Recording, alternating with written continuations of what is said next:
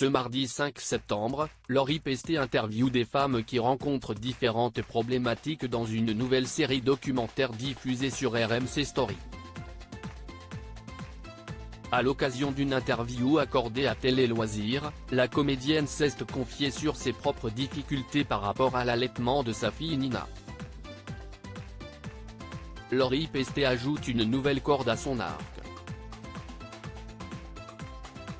Après la fiction notamment dans Léo Mattei aux côtés de Jean-Luc Reichmann, puis la réalisation pour la série Demain nous appartient, la maman de Nina incarne Brisons le tabou, une série documentaire consacrée aux problématiques de femmes.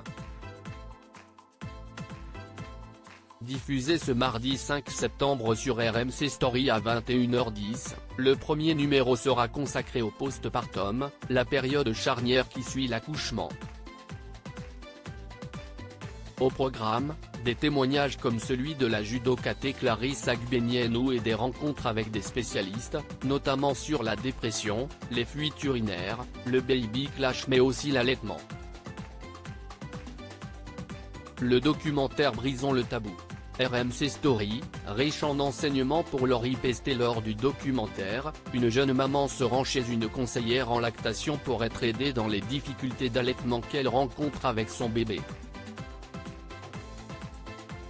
À l'occasion d'une interview accordée à Télé Loisirs, Lori Pesté est revenue sur cette séquence forte en émotions. Moi je n'ai pas réussi donc ça a été un moment où j'ai appris plein de choses. Elle, la spécialiste, note de la rédaction, m'a dit que les bébés qui sont prématurés, mais un tout petit peu et qui ont un bon poids souvent ne prennent pas le sein et elle m'a expliqué les raisons. Je me suis dit, bah ça si est-il la mienne.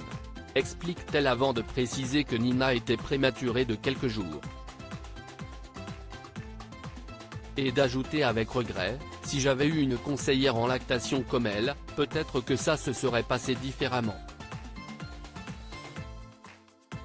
Lori Pesté s'est reconnue dans un témoignage du documentaire, cela m'a rappelé mes galères. Un autre sujet a particulièrement concerné Lori Pesté dans le second numéro consacré aux menstruations.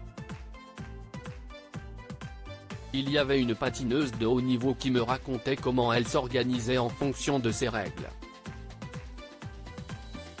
Je me suis revu en compétition de patinage ou quand j'avais des concerts. Cela m'a rappelé mes galères. Dévoile-t-elle. La comédienne a longtemps souffert d'endométriose mais elle a finalement fait le choix de subir une ablation de l'utérus qui a mis fin à ses douleurs. Que ce soit pour cette maladie dont souffre également Laetitia Milo ou l'allaitement, elle en est convaincue, si est-il trop tard pour moi, mais le documentaire va pouvoir aider d'autres femmes à saisir ce qu'il se passe dans leur corps et à trouver des solutions.